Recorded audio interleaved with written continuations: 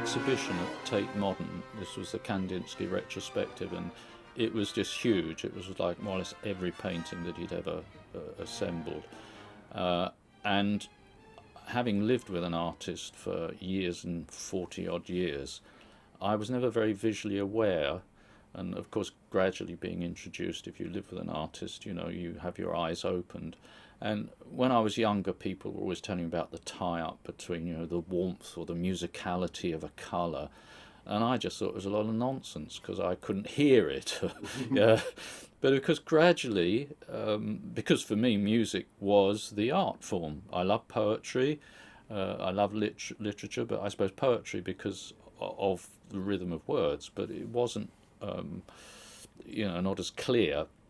But seeing this Kandinsky exhibition, and one of the fascinating things, we think of the three periods of Beethoven's music, but of course Schoenberg also, we think of his three periods, compositional periods, and he had a lively correspondence with Kandinsky and Schoenberg. And seeing this exhibition reminded me of my own kind of progress. And the exhibition starts figuratively.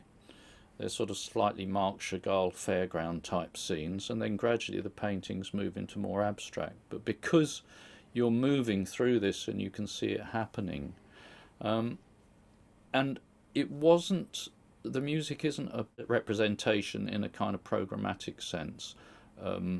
It's just what the different moods of the music made me feel. I did take this line in one of my favourite pictures, and it's a black line that curves around, and I actually made a graphic shape, like a graphic score, and the first cello bass theme, very near the beginning of the whole piece, is actually a reinterpretation musically, both rhythmically and pitch, of this line. And it worked very well. I was just chatting to the wonderful tuba player here, and we're chatting about all sorts of things, but I happened to mention this, and he said, "Oh gosh, I wish I'd known." He said, "'Cause," he said, "I thought it sounded, you know, great." And I said, "It's probably better not to know, you know, because if a piece of music doesn't speak to you, it doesn't reveal something of itself, that you've got to read about it. I think it's always better, once you've got to know a piece, then read about it. It's the right way round. The same with painting."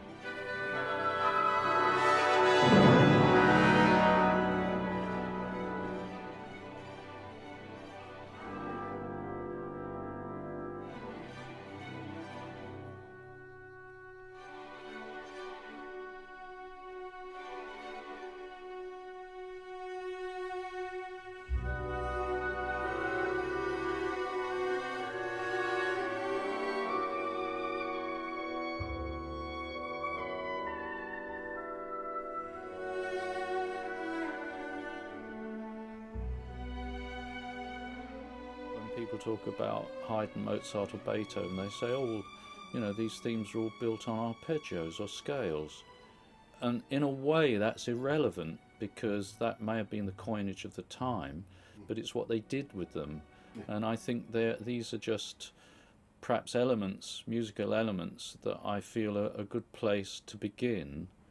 I'm a great believer in development, so whatever, even if the material is somewhat similar, it's really what you do with it. It's not the material itself. It's a little bit, I mean, you know, you think of the first movement of perhaps the most revolutionary symphony, the Eroica, and you've just got bum, bum, bum, bum, bum, bum, bum, bum, and you think, oh, it's an E-flat major arpeggio. And that was common coinage, but it's what he does with it. And I like to think that that's, with me, whatever these particular gestures are, it's where they go afterwards.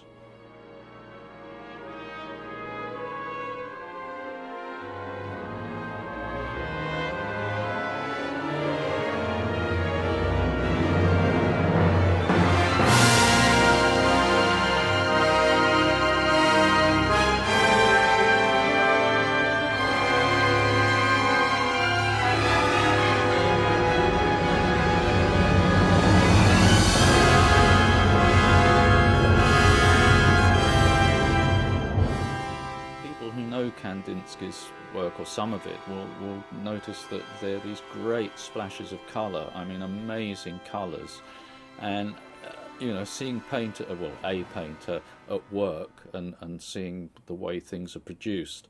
The rhythm, there's a very quick rhythm usually. It's usually da-ga-da, and I've got groups of instruments with just clear major triads.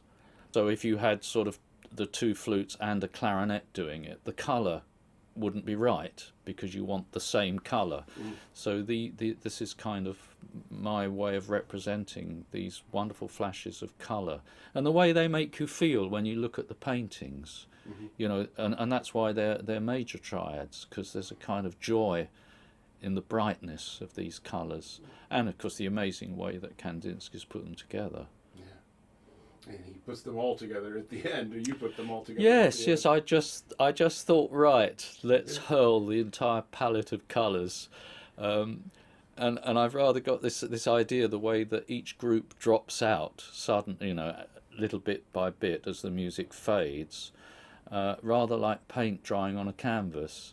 So in the end, the chord you're left with is a pure C major chord, but you've arrived at it after this huge piling up, like the most polytonal kind of chord you could imagine, just suddenly starts to fade and fade and fade until you've got this pure C major, like a pure colour in one of Kandinsky's paintings.